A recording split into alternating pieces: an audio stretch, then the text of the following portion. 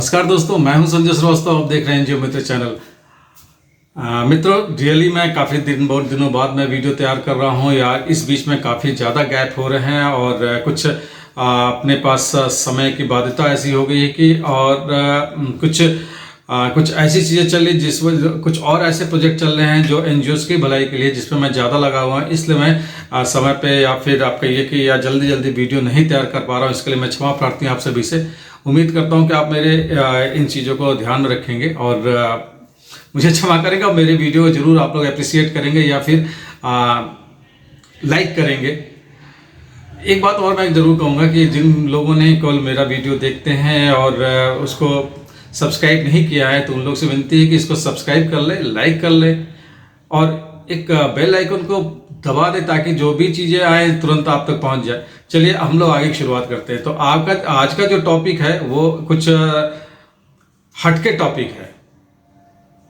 वो टॉपिक है आप सभी लोग काफ़ी परेशान रहते हैं कुछ चीज़ों को लेके कि गवर्नमेंट के फंड में क्या होता है और सीएसआर के फंड में क्या होता है। तो आज का जो वीडियो उसी पर आधारित है कि गवर्नमेंट और सीएसआर के फंड में अंतर क्या होता है। आज का हम लोग उस पर खुल के चर्चा करेंगे और मैं आपको समझाने की कोशिश करूंगा कि इन दोनों में अंतर क्या है, ताकि आप इसको अच्छी तरीके से समझ लें।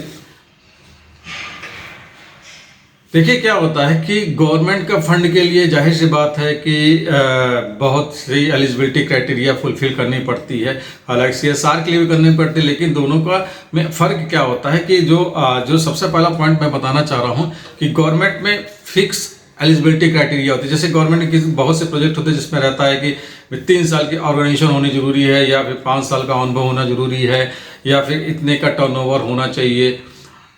लेकिन वहीं पे सीएसआर के लिए ऐसी कोई भी एलिजिबिलिटी क्राइटेरिया नहीं होती, क्योंकि कॉर्पोरेट का ये अपना फंड होता है। उनकी एलिजिबिलिटी क्राइटेरिया उनको खुद को फिक्स करनी होती है कि वो क्या एलिजिबिलिटी क्राइटेरिया एनजीओज के लिए दे। कोई नई ऑर्गेनाइजेशन को भी वो सपोर्ट कर सकते हैं, पुरानी ऑर्गेनाइजेशन के लिए भी कह सकते हैं। 12 ATG उनका भी क्राइटेरिया बन सकता है। तो ऐसा कोई इनका फिक्स क्राइटेरिया नहीं होता है कि जिस बेस पे वो किसी को फिल्टरेशन करें। वो उनका अपना एक कस्टमाइज पॉलिसी होती है जिसपे वो चलते हैं और उसी के अनुसार ही एनजीओज का सिलेक्शन करते हैं। यहाँ पे हाँ, ये फैक्ट जरूर है कि वहाँ पे ज़्यादातर प्रोजेक्ट में कॉन्सेप्ट नोट को लेके ज़्यादा चर्चा की जाती है या ज़्यादा डिमांड किया जाता है। एक वीडियो मैं जरूर बनाऊंगा कॉन्सेप्ट नोट कैसे तैयार करें। हो सकता हो आगे के वीडियो, एक आध 2 वीडियो के बाद मैं उसको जरूर आपको बताने की कोशिश करूंगा कि कॉन्सेप्ट नोट कैसे तैयार करते हैं किसी भी प्रोजेक्ट प्रपोजल के लिए। खैर, जो सेकंड इनका क्राइटेरिया जैसे हमने बताया कि गवर्नमेंट के फंड में, गवर्नमेंट के ग्रांट के लिए ये लोग ATG की डिमांड नहीं करते हैं कि ATG ऑर्गेनाइजेशन के पास होना चाहिए तभी वो अप्लाई कर सकती है। क्योंकि सीएसआर के लिए ये लोग एक्सपेक्ट करते हैं या कॉर्पोरेट एक्सपेक्ट करता है कि ATG एनजीओ के पास होना चाहिए, ताकि उनकी एलिजिबिलिटी क्राइटेरिया या जिस चीज़ के लिए भी वो देना चाहते हैं उस चीज़ों के लिए वो फुलफिल करते रहें। तो एक ये चीज़ हो जाता है।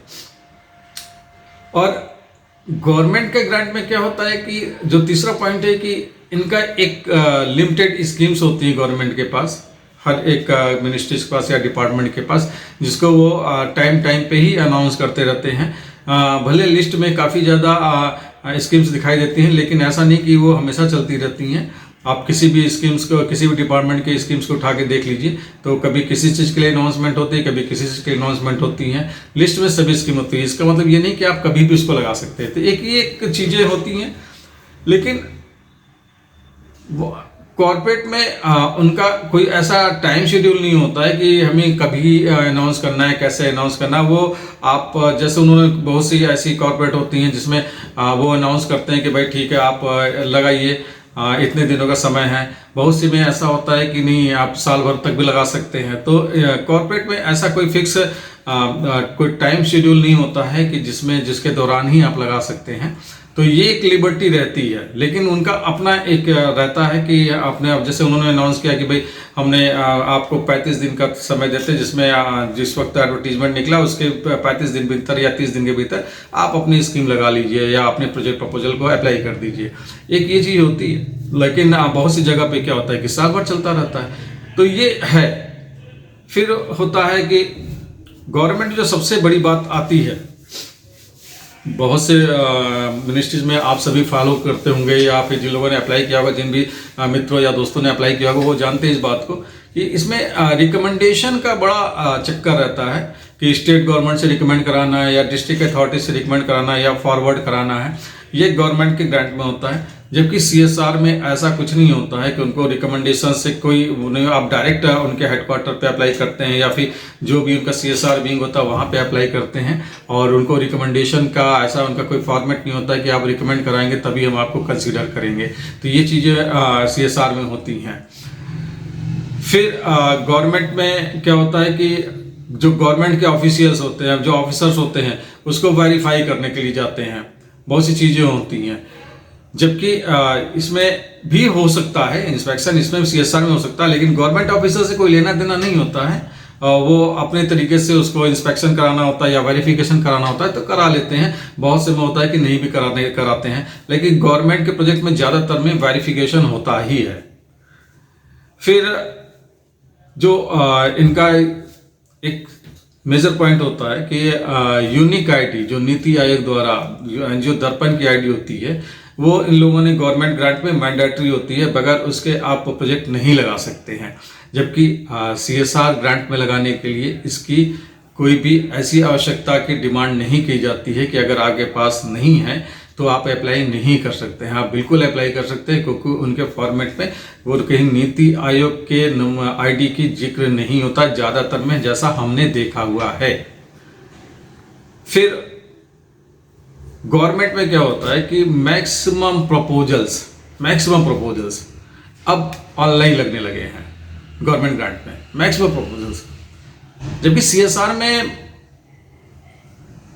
है, ऑनलाइन भी काफ़ी होते हैं लेकिन ऑफलाइन भी जाते हैं। पूरा एक प्रोजेक्ट प्रपोजल बना के अपने डॉक्यूमेंट्स लगा के या फिर कॉन्सेप्ट नोट लगा के आप भेजते हैं, तो उसमें दोनों तरीके से जाते हैं, ऑनलाइन ऑफलाइन। लेकिन गवर्नमेंट ग्रांट में ज़्यादातर ऑनलाइन ही जाने लगे हुए हैं। उनका अपना एक अलग उन लोगों ने अपना पोर्टल बना रखा है, जहाँ पे जाके आप नीति आयोग का दर्पण को डालते हुए लॉगिन बनाते हैं और फिर आप प्रोजेक्ट अप्लाई करते हैं। तो एक ये चीज़ उनके में होती है। और गवर्नमेंट का एक जो सबसे ज़्यादा चीज़ें जिसको सभी फेस करते हैं, एक बड़ा लंबा प्रोसेस होता है, अब बड़ा टाइम टेकिंग प्रोसेस होता है। सैंक्शन होने के बाद भी काफ़ी समय लग जाता है, सैंक्शन होने में काफ़ी समय लग जाता है, कंसिडरेशन में काफ़ी समय लग जाता है।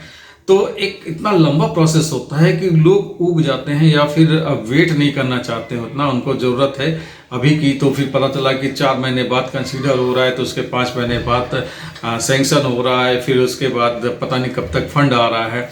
तो ये चीज़ें होती हैं गवर्नमेंट के ग्रांट में। क्योंकि सीएसआर में बहुत लेंथी प्रोसेस नहीं होता है। अगर उन्होंने कहा है कि मैं 2 हफ्ते बाद या 3 हफ्ते बाद या जितने दिनों बाद अगर इस चीज़ को आपको रिप्लाई देना होगा तो रिप्लाई दे दी जाएगी कि ये रिजेक्ट हो रहा है, कि ये सेलेक्ट हो रहा है, या फिर फर्दर जो करना है उसके लिए आपको इन्फॉर्मेशन मिल जाएगी। तो ये सीएसआर ग्रांट में ये चीज़ें होती हैं और गवर्नमेंट लेकिन नहीं होती हैं। फिर एक इसमें पॉइंट आता है कि गवर्नमेंट स्कीम में कि जरूरी नहीं कि हर एक में प्रपोजल को लगाया ही जाए। बहुत से में इम्पैनलमेंट के लिए होता है गवर्नमेंट ग्रांट में कि भाई उनके यहाँ पैनलाइज हो जाइए, फिर उसके बाद से आपको जो भी उनके ऐसे फंड है वो मिलता रहेगा। तो बहुत से प्रोसेस उनके में इम्पैनलमेंट के लिए होते हैं। बहुत से में होते हैं सिर्फ एक सिंपल सा फॉर्मेट दे दिया जाता है, फिर आप उसको फिलअप कर देते हैं, तो आपको जो उनका फिक्स ग्रांट होता है, जैसे बहुत से अवेयरनेस प्रोग्राम वगैरह होते हैं, वो आपको मिल जाते हैं। और लेकिन सीएसआर में ऐसा नहीं होता है। सीएसआर में ज़्यादातर प्रपोजल बन के ही जाते हैं। तो सीएसआर का सिस्टम अलग होता है थोड़ा सा इस मैटर में। गवर्नमेंट में दोनों तरीके से जाते हैं या किसी भी तरीके से ले सकते हैं, लेकिन सीएसआर में तो प्रपोजल जाता ही जाता है। बाकी जो रिकॉर्ड्स होते हैं तो वो गवर्नमेंट पे जो लगते हैं, ऑडिट रिपोर्ट हुआ, एक्टिविटी रिपोर्ट हुआ, या फिर और कोई सपोर्टिंग डॉक्यूमेंट्स हुए, वो सीएसआर में भी लगते हैं। तो वो रिकॉर्ड्स तो आपको सेम ही रहता है, क्योंकि रिकॉर्ड्स वाकई में सेम रहेगा। उसको तो आप कैसे इधर से उधर या फिर अपने सीएसआर के लिए अलग रिकॉर्ड्स या गवर्नमेंट के लिए, ऐसा नहीं, वो सेम रिकॉर्ड्स ही जाता है, उसके लिए अलग चीज़ें नहीं होती हैं। और इसमें जो सीएसआर गवर्नमेंट ग्रांट होता है, तो इसमें लिखा रहता है कि किससे हमें कांटेक्ट करना है। ज़्यादातर गाइडलाइन में ये चीज़ें आपको दिख जाएंगी कि कोई ज़रूरत पड़ती है तो आप किसको कांटेक्ट कर सकते हैं, क्योंकि आप ज़्यादातर प्रपोजल में उनका जिक्र आ जाता है। और CSR ग्रांट में क्या होता है कि उनका एक CSR विंग होता है, तो वो कभी हेड ऑफ CSR को आप कांटेक्ट कर सकते हैं, या फिर उनका कोई PRO होता है उसको कांटेक्ट कर सकते हैं। तो इस टाइप चीज़ें होती हैं। लेकिन गवर्नमेंट में तो क्लियर रहता है कि किन के पास एप्लीकेशन जा रहा है, आप उनके उस ऑफिशियल में जाके आप कांटेक्ट कर सकते हैं कोई ज़रूरत पड़ने पर, कोई इंक्वायरी करनी या कुछ भी करना हो। CSR में आप CSR विंग तो एक होता है, लेकिन बहुत जगह PRO के लिए पास भी होता है, या फिर कुछ और ऐसा कुछ अलग विंग बना देते हैं जहाँ पे CSR के प्रपोजल जाते हैं। तो उनका बहुत क्लियर ऐसा नहीं रहता है। चौथा, अरे सबसे जो लास्ट का पॉइंट है ये ज़्यादा महत्वपूर्ण है, सभी से सबसे ज़्यादा महत्वपूर्ण है।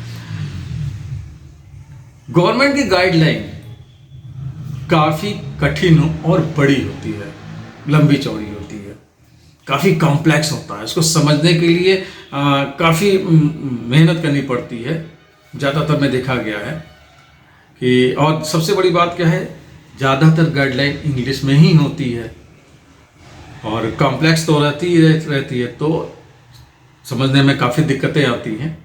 इसको समझना पड़ता है, समझ के ही अप्लाई करना पड़ता है। और उनके कंपैरेटिवली CSR में इजी गाइडलाइन होती है, अब बहुत बड़ी गाइडलाइन भी नहीं होती है कि 50 पेज की गाइडलाइन ही चली जा रही है, ऐसा नहीं है। उनका गाइडलाइन छोटा होता है और कॉम्प्लेक्स नहीं होता है, पॉइंट करके होता है। उस पॉइंट को आपको थोड़ा समझना होता है। बहुत से प्रपोजल्स तो हमने देखा है कि 4-5 पॉइंट में ही सारे प्रपोजल्स को उन्होंने पूरी तरीके से कवर कर लिया रहता है। तो ये चीज़ें होती हैं CSR में। तो in comparison to government guideline, तो गवर्नमेंट गाइडलाइन काफ़ी बड़ी और लेंदी और उसका समझने में कठिनाइयाँ होती हैं ज़्यादातर में, हमने जैसा देखा हुआ है। और CSR में ऐसा कम रहता है, ज़्यादातर इजी गाइडलाइन होती है, समझने में भी इजी रहता है और उसके अनुसार डेवलप करने में भी इजी होता है। तो ये सारी मित्रों की बातें जिसको मैं आप लोगों को बताना चाह रहा था कि दोनों में अंतर क्या है। काफ़ी लोगों में कन्फ्यूजन होता है कि कैसे लगाया जा सकता है और क्या किया जा सकता है। तो ये मैं समझाने की कोशिश किया था कि आप लोग इस आधार पे CSR ग्रांट और गवर्नमेंट ग्रांट को आप समझ सकते हैं, दोनों के अंतर समझ सकते हैं। उसी अनुसार ये आपकी पसंद के अनुसार आप जगहों पे लगा सकते हैं, अगर आप उनकी एलिजिबिलिटी क्राइटेरिया को पूरा कर रहे हैं।